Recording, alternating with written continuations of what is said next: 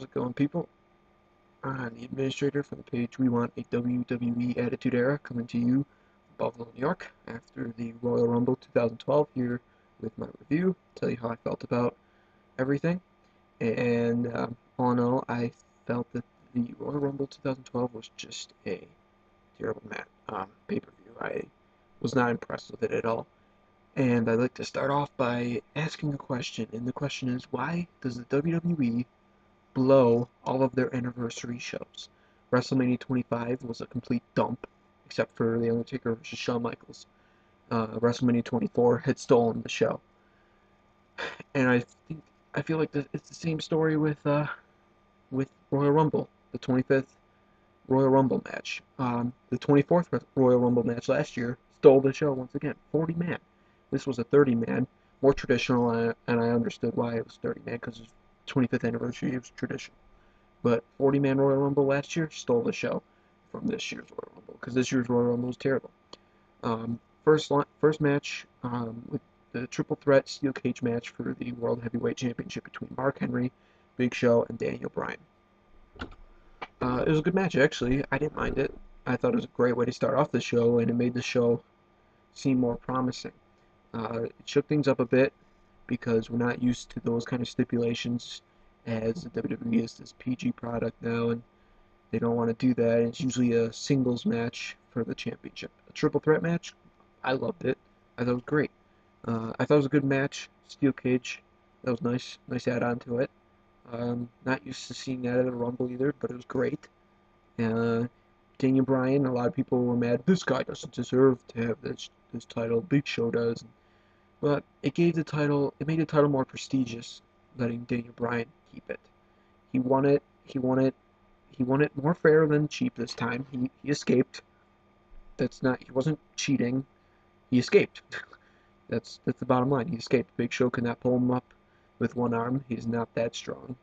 Um, so he escaped. He held on to the title. It's adding worth to the World Heavyweight Championship, especially because that's more of the second-rate type of um, championship nowadays, as the WWE title really steals the show. So I was happy with that match. It was a good match. Not great, not bad, not terrible, just good. John Cena versus Kane match. Um, I thought it was terrible at first.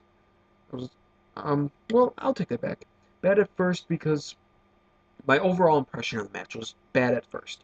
After it ended, I thought this wasn't that good, but I quickly realized that it was a great match. First of all, Cena did not look like the normal powerhouse that he's played off to be. He is not the superhero against Kane. Kane has seemingly has Cena's number here. Cena is powerless against Kane, and that's how they're making it look out, and that's how I loved it. That's how I love to see it. But I was not happy at first because Cena did not lose the match.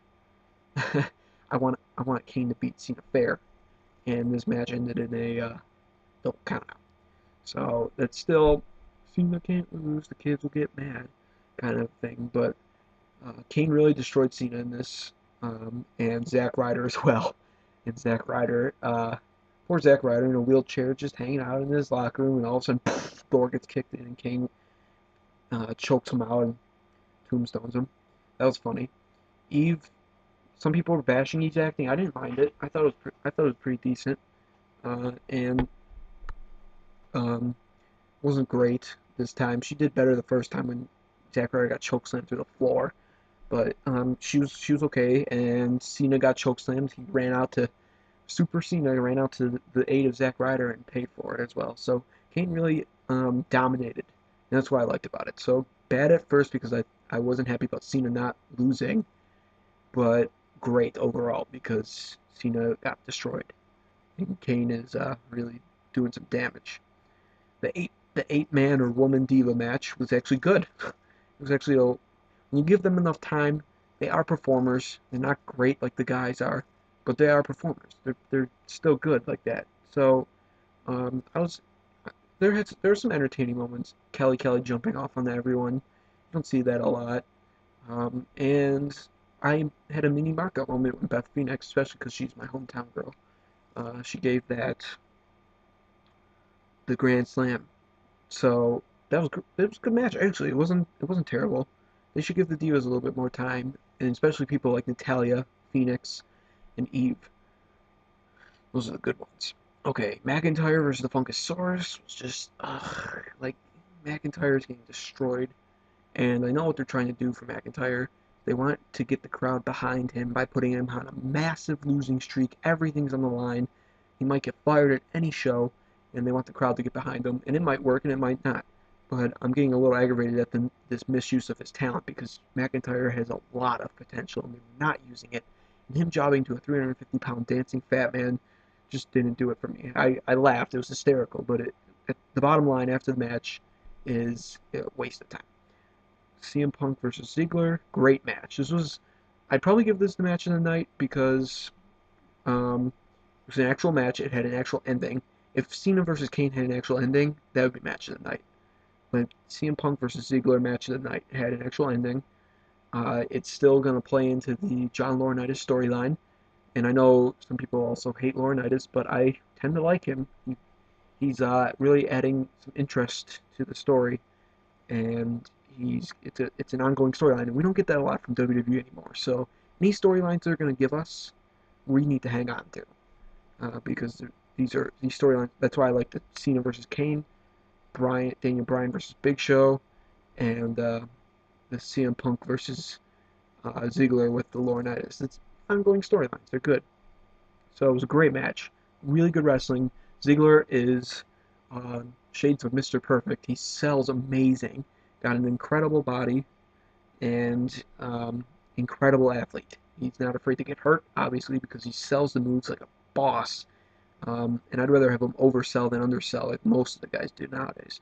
And he's just all around good. Ziggler's got a lot of potential, and he could definitely wind up being a face in this company soon. And I love how CM Punk is giving him the chance and the spotlight opportunities that he has right now. So I'm hoping to see Ziggler as a champion very soon. Within the year would be great, even beginning of next year, if the world doesn't end, which it probably won't. And onto the Royal Rumble, terrible. This was one of the worst Rumbles I've probably ever seen. And it's not so much because Sheamus beat Jericho at the end. I was disappointed. I wanted Jericho to win. Jericho's become one of my favorites, especially after reading his book, A Lion's Tale by Chris Jericho.